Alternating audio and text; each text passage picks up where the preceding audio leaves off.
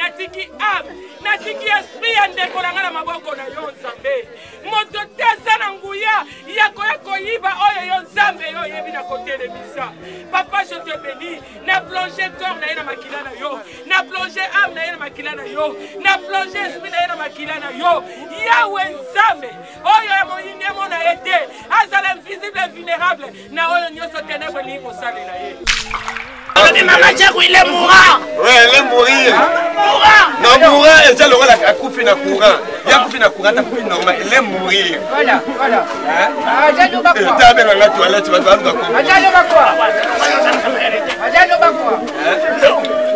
Avec lui.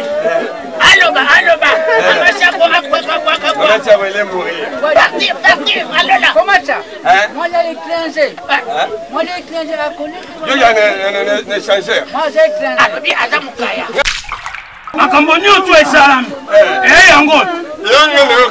Je suis maître de ma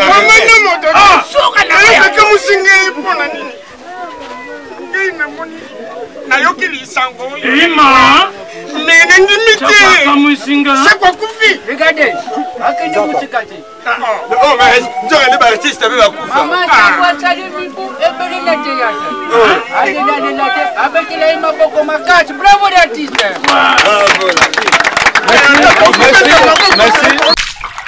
Et donc on a sepeli chaque boy ba kunda na koyima yango ko reumela ki na morgue parce que les morts ne sont pas morts.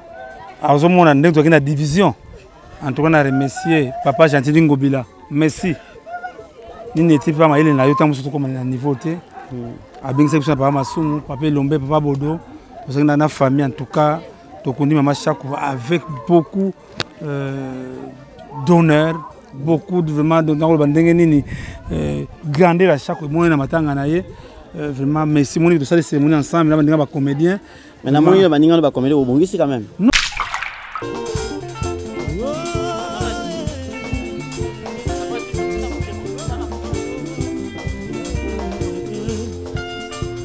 wakala kimoyo wakusadiriko wakubweze legeza mbabe ona mutama kwa mupasike nato sasa mwela mitabula Double S Prod présente la star originaire du Congo, le monstre d'amour africain, Félix Wazekwa. Monstre d'amour.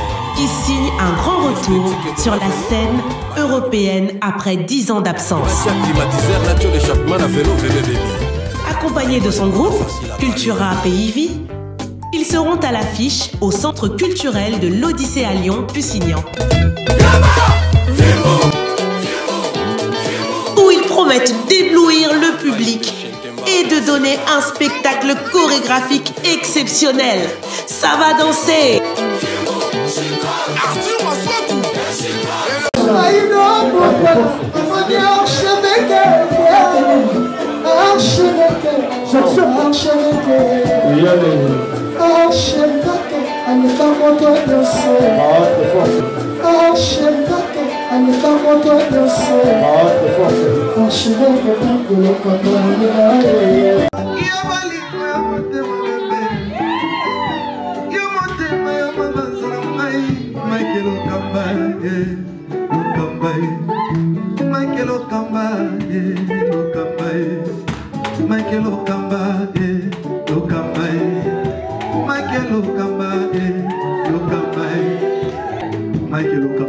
Au Monitigoyo, l'artiste, c'est l'improvisation. La honoré dans l'émission. Africa Elengi TV, votre chaîne, l'incontournable, la star des chaînes.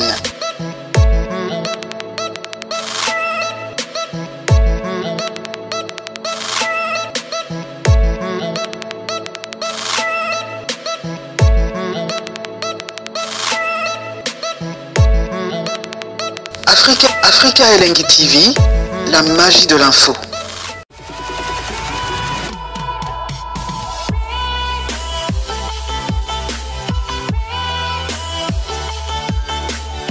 Voilà, chers amis internautes, la place des artistes, Tomoni Pakaloui, Azali Bongo, collègue Yamama Chako, Atiki Bisso, Pakaloui, bonjour. Bonjour, papa. Voilà, un mot pour la disparition à Mama Chako déjà, parce que quand on a eu, ils allaient qui répondent jour, mais enfin, l'élo, Azos a animé. Et puis, la place des artistes est encore le bani. Bon, la place des artistes, c'est peut-être pour reposer Pierre. Hein? Pierre, il y a la place Nambiso. Donc, ce qui est de quoi qu'il voilà mon mécéno. Tu as qu'à plaque ya combo nae. Sikao et puis qu'on non bon. Moi tout le monde a pour puis moi quelques 2-3 phrases. Il y a président de la corporation, na compte il ministère de la culture et art, puis na ba autorité puis sur la commune, entre autres bourgmestre et top représentant nae. Puis parce que moi on a belé oyo, donc c'est un peu ça quoi. Voilà, et alors le long maman chaque oiseau qui est des souvenirs ni amala mozo garder pour la maman chaque. Et belé tellement et belé vraiment, c'est parmi des gens oyo, bachaka ninité, bachaka barrière T na art. Et Maman Chako Azali, l'une des rares personnes bandima qui biso et puis bajouaki na biso lokola baninga na bango bachaki barrière wana te kena bon lokola bango baye génération baye to boya ko jouer na bango. Ils nous ont donné le goût et puis attiré donc de génération en génération. Ce n'était pas seulement avec nous, mais c'est aussi avec la génération qui vient, avec des générations qui sont venues après nous. Donc plusieurs générations qui sont arrivées dans le théâtre. Maman Chako a fait une opportunité à jouer naïe. Donc c'est tout ce que je puis dire à son sujet. Et merci pour tout ce qu'elle a été pour nous. Il nous a démontré la famille, une franche collaboration et beaucoup des histoires et beaucoup de souvenirs au même moment que je ne saurais dire ici. Voilà, merci beaucoup.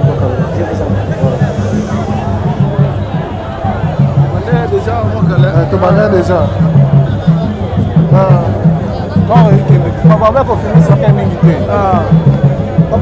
Voilà, chers amis internautes, Maman Chako, Yoana m'a posé la place des artistes, ne pas ça, bon, on a artistes, surtout, Batomboli corps, ils ont qui ne bon au cimetière. L'Afrique est l'anitotique, la binote, dans la bino partout. Donc, ça bino ma formation, donc l'accès bino pena babilili.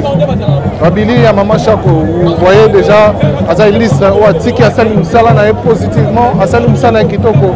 Mais moi, je pense que hommage est digne, bien que Covid, bien que ma geste barrière, mais quand même, on dit fou le tondi pour la Maman Chako. Et aujourd'hui, Azos a animé. Donc, moi, je pense que dans un abino, on peut s'abino bilili, tina cimetière, dans un abino, tina cimetière, pour la image. Je chante ça, fais ça, merci.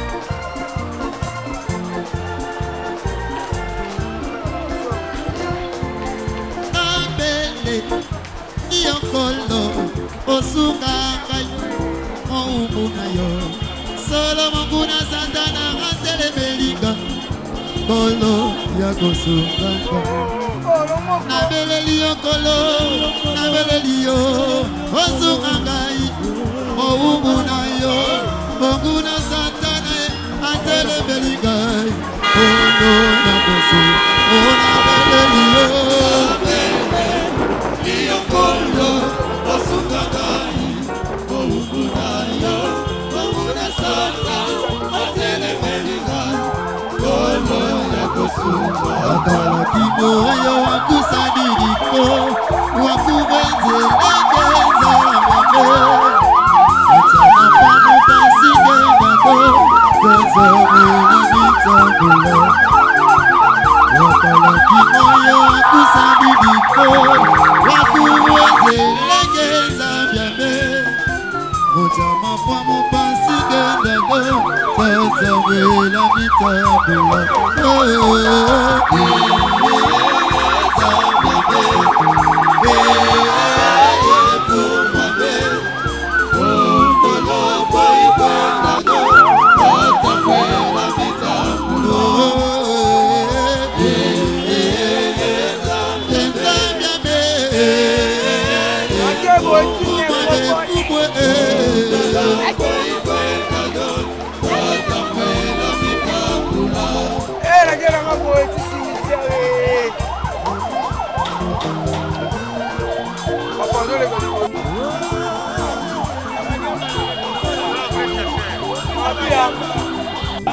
tozamelimitambula wakalakimo yo akusadiriko wakubenzelengeza mame atamapano pasigengako tozamelimitambula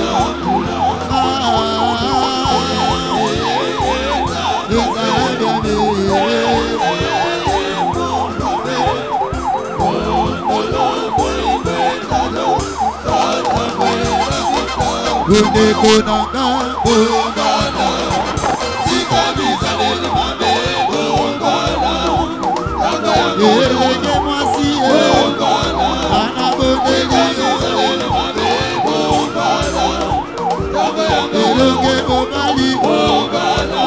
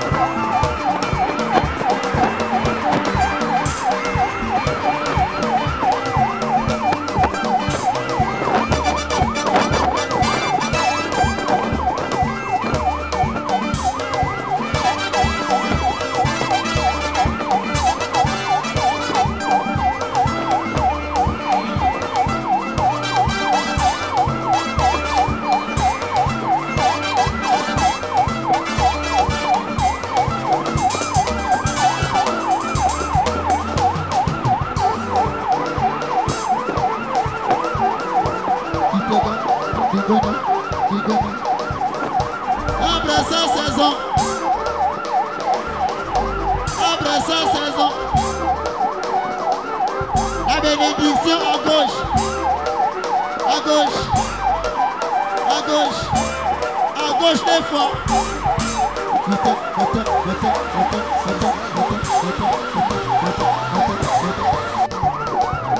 La bénédiction à droite, à droite, à droite, à droite 3 fois. 1, 2, 3.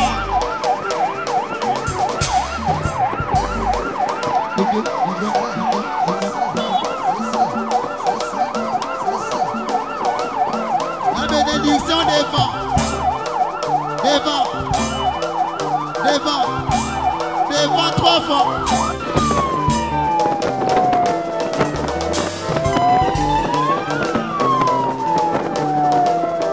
Élévation en haut. Papa Moli Likolo. Liba l'appelle Likolo. Yansa Wana Likolo. Moussa l'appelle Likolo. Soit tu dis ça. Soit. Élévation en haut. Papa Moli Likolo. Papa Robert Likolo. Moussa l'appelle Likolo. Liba l'appelle Likolo. Man l'appelle Likolo. Soit tu dis ça. Soit.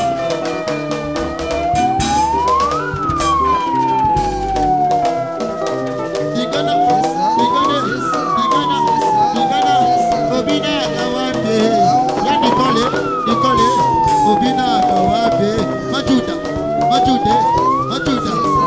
Diga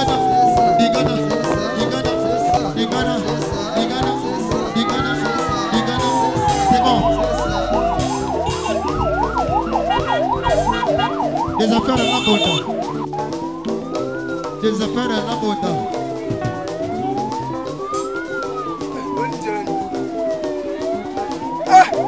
Leader, oh, mystique. C'est ça, c'est ça, c'est ça, c'est ça. Rika c'est bassé.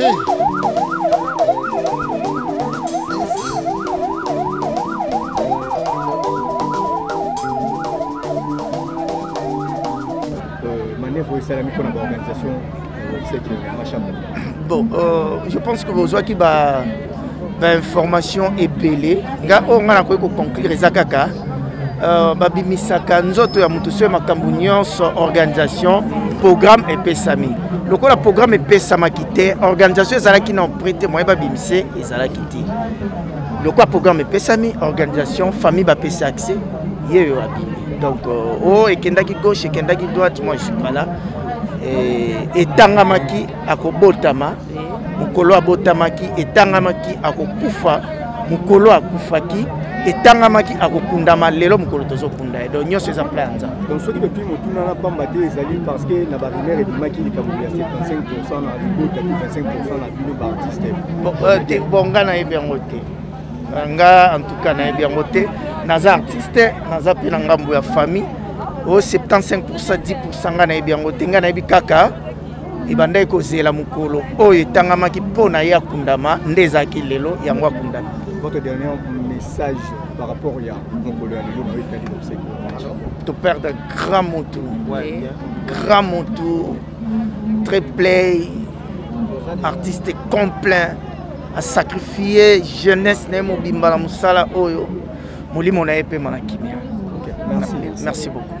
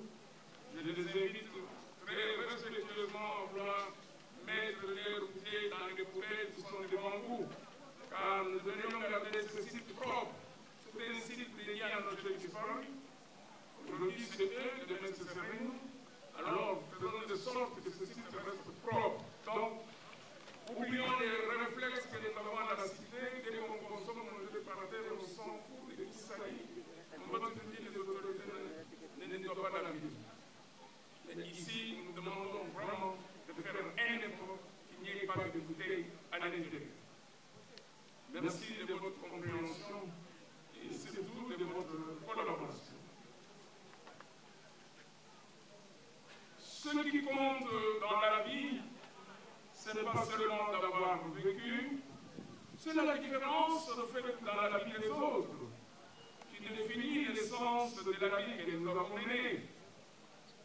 Fin de citation tirée des longs chemins de la liberté qui fait président Nelson Mandela.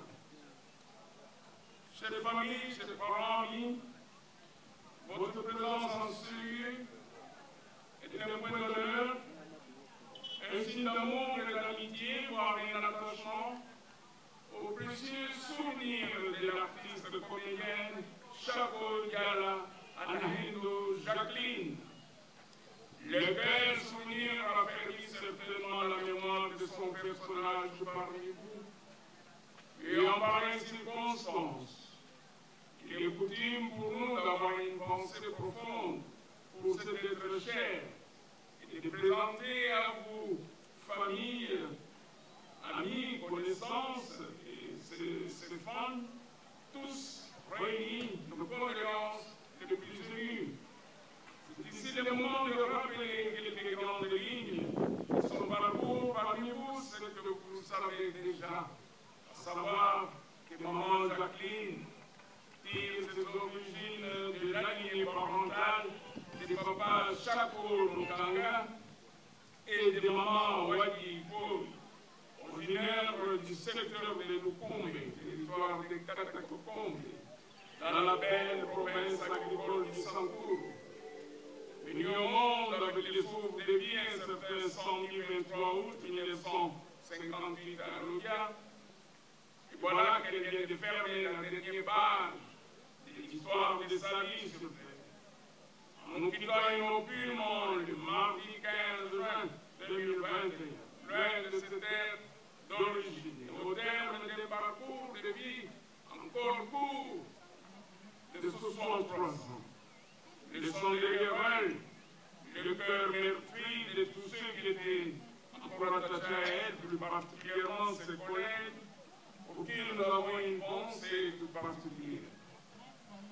Maman Jacqueline de Chako, fervente chrétienne de l'église chapelle de Vainqueur dans la commune de Guinée, fut une femme sociable, serviable, accueillante, comique et très généreuse. Une femme au grand cœur. Maman Chako prenait toujours l'amour du prochain. Grande figure du théâtre populaire congolais. Maman Chako Jacqueline fut une ancienne du groupe Salongo de la télé Zaïre, de l'actuelle radio-télévision nationale congolaise, RTNC en cible, au sein duquel elle a évolué avec d'autres grands artistes comme le fait Sans Souci, Mabélé et j'en passe. Et après les groupes Salongo, vous vous en souviendrez, elle créa son propre groupe théâtral Académie des Stars. Maman Chako était une comédienne de grand talent. Diékéne, comme vous l'appelez affectueusement, vient de tirer sa référence. Et ce maître Cicéron qui écrivait que les hommes et les femmes ayant des talents artistiques sont à célébrer. Ici, nous pensons certainement au dynamisme, à la solidité et à la rigueur dans le travail qu'on trouvait chez maman Jacqueline. Et toutes ces qualités n'ont pas manqué dans notre chère regrettée. Elle nous laisse avec ce sentiment de fierté. Une douleur pour toujours. Les flots de souvenirs du temps passé aux côtés de maman Chako est une richesse immense. Des images par milliers que nous ne pourrions écrire sur une petite page. Son dévouement, sa générosité extraordinaire a comblé nos cœurs tous les longs de sa vie.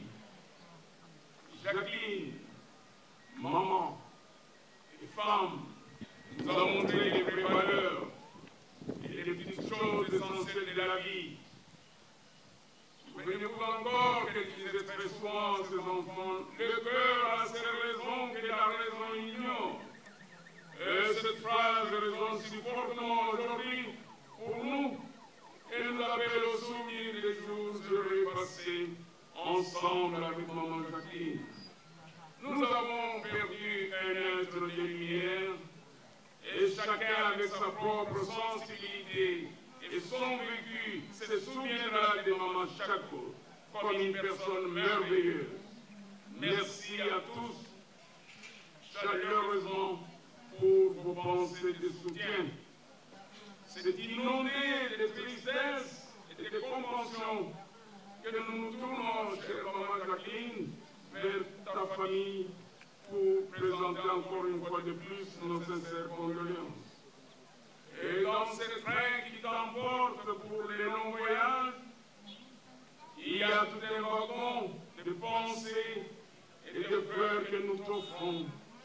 Mais nous garderons de toi ton rire, ta bonne humeur, ta gentillesse pour toujours au fond de nos cœurs.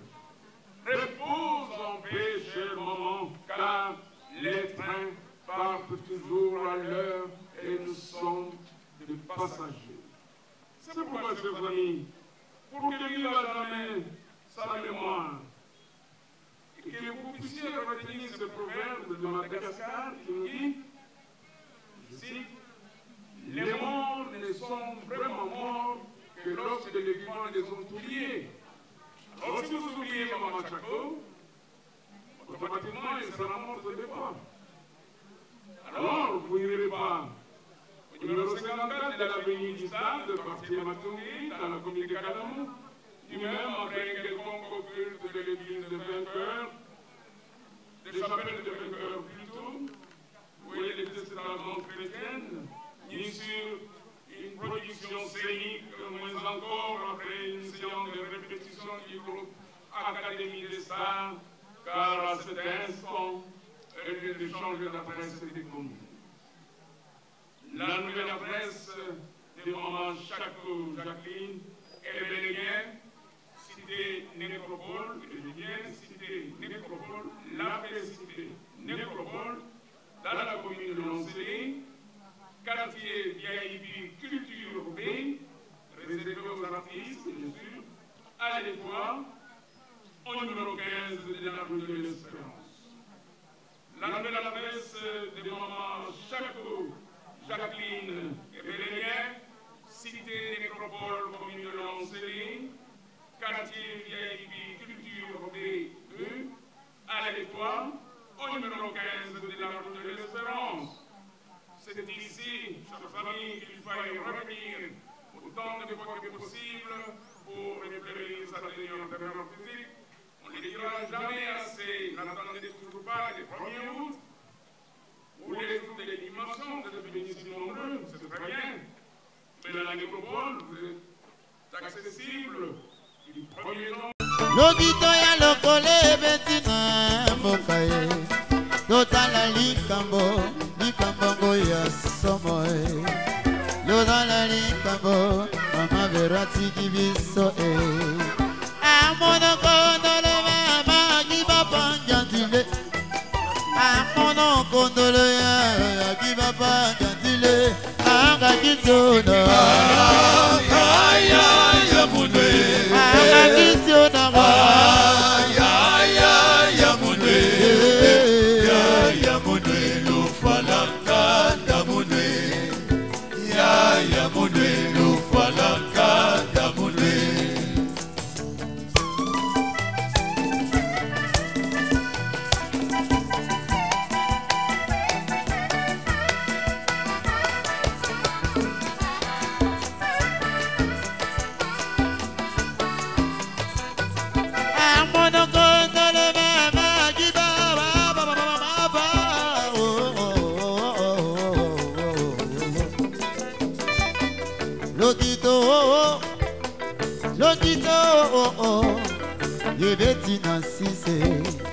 Yebetina sise Mama veranje yo Kemana boboto Amono gondolo mama Agiba bonjozile Amono Agiba bangazile Anga kisiona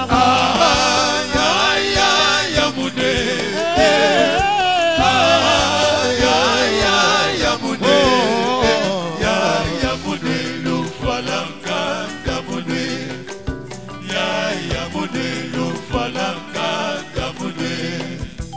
totebi na cercueil soki moye ezali tobaluka po topesa nzela soki moye ezali tobaluka po topesa nzela bamama oyo bavandi libosakata palte tolongola bakiti po tozokende na likolo tolongola bakiti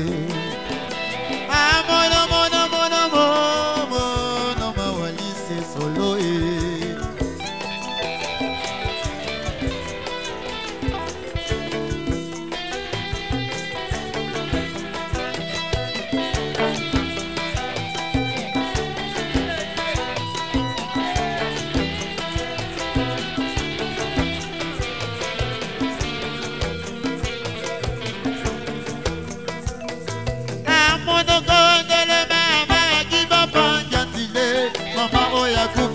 moninga na bino botelema bolamuka anga kisoda ya mune ya mune lufalaka ya mune ya mune lufalaka ya mune biso tankuveli mama ziki biso oyo aye na matanga bona kolala la moka makamba kwe banzi ya mune ya mune ya mune lufalaka ya mune ya mune lufalaka ya mune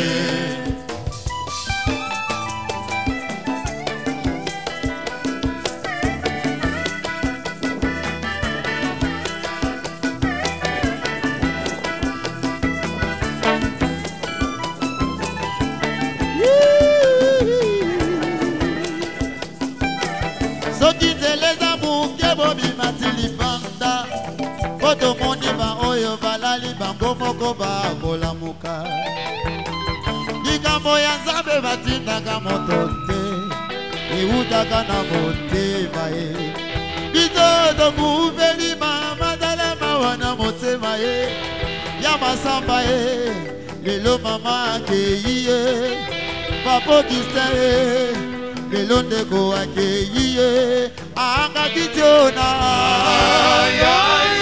ya mune les affaires ya mune et ensuite la parole sera accordée à un membre de la famille pour un dernier mot ou à un pasteur ou à quelqu'un inspiré pour une courte prière. Et une fois descendu dans les caveaux ici, on n'y met que des fleurs naturelles en signe de revoir. Et pas de fleurs plastiques ou synthétiques et ni des vieilles habits dans les caveaux. C'est pour la conservation du cercueil et de son corps. Et les fleurs plastiques que vous avez amenées serviront pour embellir la tombe. On le mettra au-dessus de la dalle. Et quand la dalle sera sèche, après quelques jours, comme vous voyez partout ailleurs. Et les travaux de la dalle, c'est-à-dire la couverture du caveau, prendra 30 à 45 minutes. Et si la famille veut, elle peut laisser un ou deux témoins qui assisteront aux travaux. Auquel cas, il vous fait confiance. Vous pouvez rentrer, revenir demain ou le lendemain pour voir comment on a travaillé. Merci. Et maintenant, nous allons faire la descente et ensuite, la parole sera accordée à la famille pour un dernier mot et éventuellement une courte prière. Attention.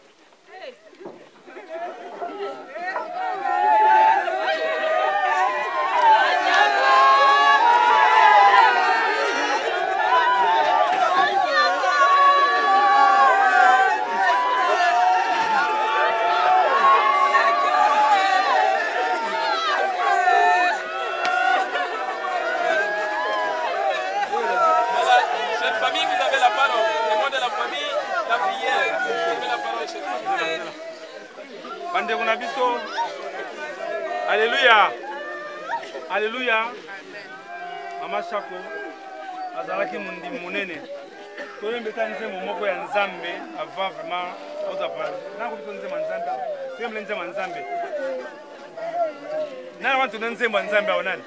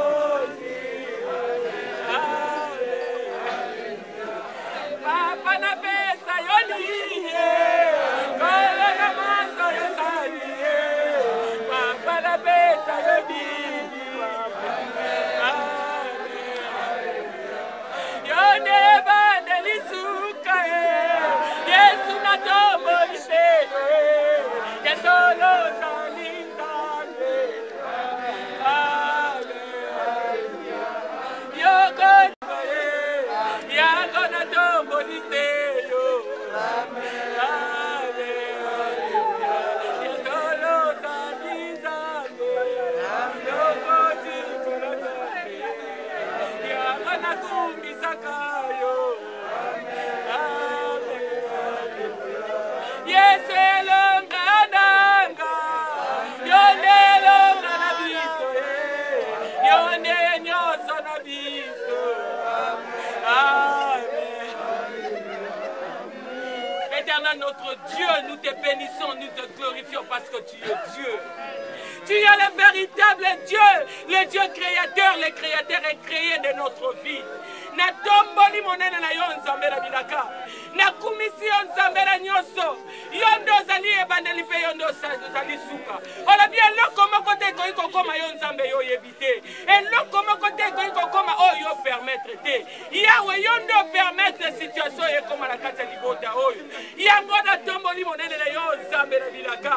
Yawe kono na bikamwa papa na pesi yo merci. Papa na tiki corps, na tiki âme, na tiki esprit andeko na maboko na yo nzambe. Moto tesa na nguya yako yako yiba oyo yo nzambe yo yebi na kotele misa. Papa je te bénis. Na plonger corps na yena makila na yo. Na plonger âme na yena makila na yo. Na plonger esprit na yena makila na yo. Yawe nzambe oyo ya moyinde mona ete azala invisible vulnérable na oyo nyoso ténèbre li ko salela ye. Tu es notre Dieu, tu es notre roi. Seigneur yondo yebi existence ya moko na moko. Ya solo date tobota makato yebi. Kasi mokolo tozongaka na mabele to yebite. Yawe ya ndeko na ngai kokisa mi semele mon Dieu mon roi. Tikete kombola ye kumbama. Polo bakika to kumisa yo. Polo bakika to sanjo na yo. Ezaka na plan na yo éternel notre Dieu. Merci pour na combat nyoso yebi na kobundela biso. Pe yebi na kolobisa biso. Oza fidèle. Osepela ki ayeba na kofanda 1 mois et 2 jours. Yawe kati na mokili. Seigneur lelo te kotika ye na mabele. Esika utaki mon Dieu mon roi. Monisa que tu es Dieu. Tu es notre Seigneur. Tu es notre roi. Impossible pas na yo ezalakate. Yawe tolingi tomona yo ko agir. Pe tolingi tomona yo sala nzambe. Sala na biso tozala soudé. Sala na biso tozala na bomoko. Yesu likambo yo emonisa monene na yo. Na tiki retourne na biso na maboko na yo nzambe. Ya mabe comme la biso te. Plan nyonso ya monine ezwa place te. Obele yo nzambe. Papa na pesi yo merci. Po to yebi na ko plonger mutuka moko na moko. Esprit ya moko na moko na se ya makila na yo. Seigneur notre Dieu, zala protection na biso. To bandaki na yo, to cheminer na yo. Lelo to koma sukisa na yo mon Dieu mon roi. Papa na pesi yo merci. Pote ndeko na ngata na suka. Ayebaki na ko reconnaître. Alobi bondela, bondela nzambe na lola. Na bondela ki. Pe na monike yo. Courage, courage. Adieu ma soeur Yajaki. Comment il soutient la biso, comment il soutient ma famille. Pendant ça, il s'habille son nyoso. Ah, les lots esprit na yo. Tu as toujours entre biso. Tu as toujours mon mot qu'on est au bandai Kodila. Adieu cher Mama Chapo. Adieu Dieu. Tobengi ping pong. Ndika liboso. Bati comédien, bati comédien bazala wapi bango? Asi comédien bazala wapi?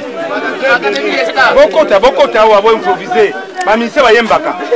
Ba usala ilo moko mbala moko. Na ki ba shaka ku fiko ping pong.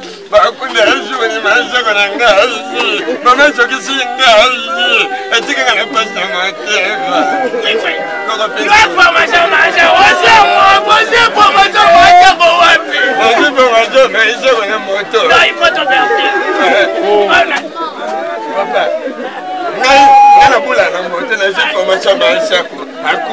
Papa, Maman Chakou, il est mourant. Oui, il est mourir. Non, mourir, c'est le rôle à couper dans courant. Il y a couper dans courant, normal. Il est mourir. Voilà, voilà. Tu as bien la toilette, tu vas voir quoi. Avec lui. Allo bas. Maman Chakou, Maman Chakou, il est mourir. Partir, allo là. Comment ça? Moi, j'ai l'étranger. Moi, l'étranger a connu. Il y a un échangeur. Moi, j'ai l'étranger. Ah, bien, Adam Moukaya. Il y a un échangeur. J'ai l'étranger, mais à couleur de moi, à comment congolais. Mon gringo, comment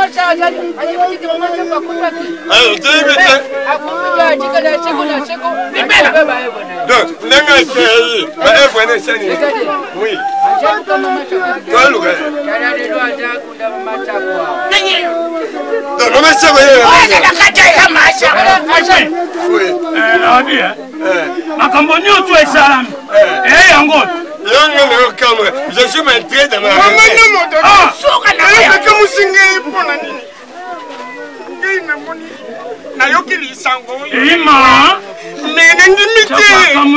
c'est quoi Koufi? Regardez, oh mais je vais artiste avec la Koufa.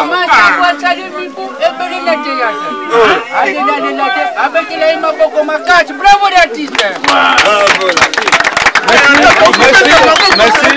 Merci. Mokonzi, je crois que c'est mon Sili. Voilà, chère famille, maintenant, nous allons jeter uniquement des fleurs naturelles en signe de revoir. Donc, nous allons faire un dernier geste. Et que ceux qui jettent c'est de la place aux autres de pouvoir le jeter aussi. Il y a des fleurs naturelles. Prenez des fleurs naturelles, jetez en signe de revoir. Une fois jeté, vous cédez la place aux autres de pouvoir jeter aussi. Pas de sachets à l'intérieur, uniquement des fleurs. Uniquement des fleurs. Chérie.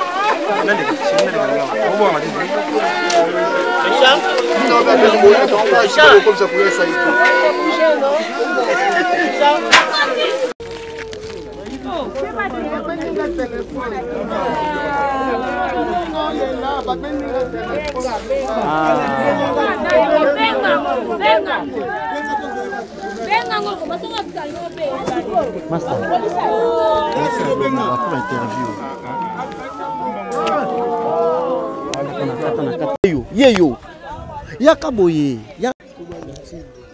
oui chaka Congo tomoni organisateur et salami tout ça sur le cimetière ya nécropole et là on a par rapport à la diversité de la qui met tomoni et là on a sepeli chaka boye ba kunda ina na koyima yango corps umela ki na morgue parce que les morts ne sont pas morts azo mona ndeko ki na division en tout cas na remercier papa Gentil Ngobila merci. Nini était pas mal, il n'a eu tant de comme à niveau T. A bien que ça papa Massoum, papa Lombe, papa Bodo, parce qu'on a une famille en tout cas, donc on dit maman Chakou avec beaucoup d'honneur, beaucoup de vraiment dans le bandengeni, grandir à chaque mois na matanga naie, vraiment merci mon de ça les cérémonies ensemble, là bandengaba comédien. Mais la moyenne bandengaba ba comédien au Bongi quand même. Non, il y a pas un problème. Désormais, on a plus d'informations. Le ministère qui déjà a déclaré festival Mama Chakou chaque année, assez en danger na ba comédien, tout le monde dit que Mama Chakou vraiment merci Mama Chakou vraiment attirer sur bolingo, attirer sur unité, attirer sur rassemblement, attirer au monde qui même cérémonie. Je crois pour la première fois on a sali parce que et donc on a habité tout là. On a sali na cérémonie na sali. C'est moi qui a créé de ça là. Mais vraiment que ça c'est comédien je prestais en tout cas na remercier vraiment tous les comédiens comédiennes. Tous sangana, tous les sikamoko, tous abatumoko, tous les obligés aux ensemble. Ok, merci.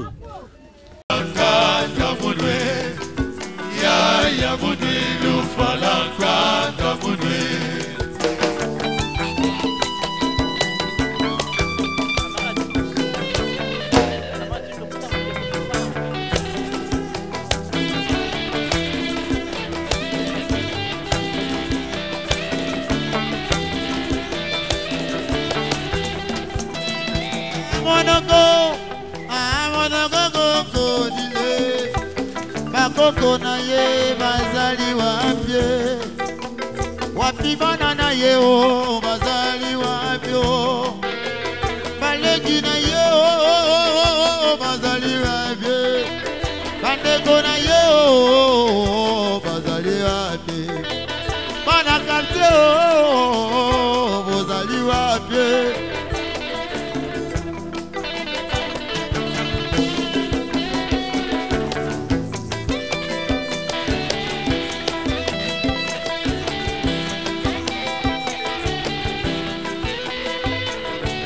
Bobi matili banda o na moni go bandi ko kangama na kati yo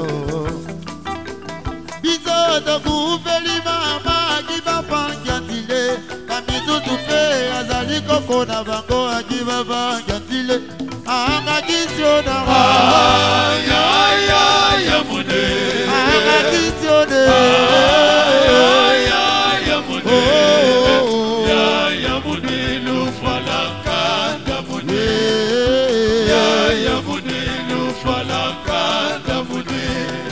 merci papa sameya bakisela yo oyo ezangi tozekituka wana bito tobangaka mosika solo na kisenso tozokende malembe titokokoma na ntongo okomona biso lelo mama akei atiki biso na pase engenere wa raule o mawa o ya masamba ye o mawa ye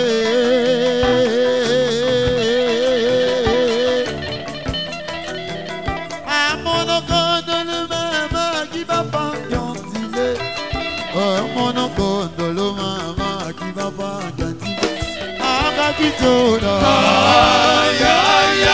ya mune aïno pourquoi afani archevêque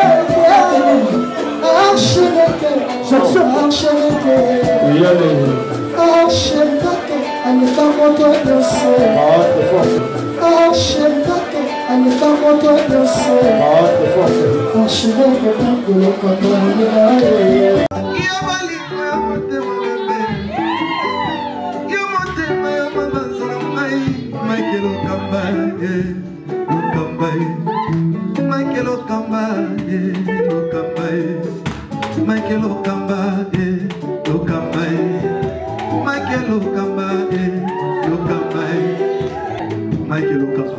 Au Monitigoyo, l'artiste, c'est l'improvisation. Na honoré na émission na yo. Africa Elengi TV, votre chaîne, l'incontournable, la star des chaînes.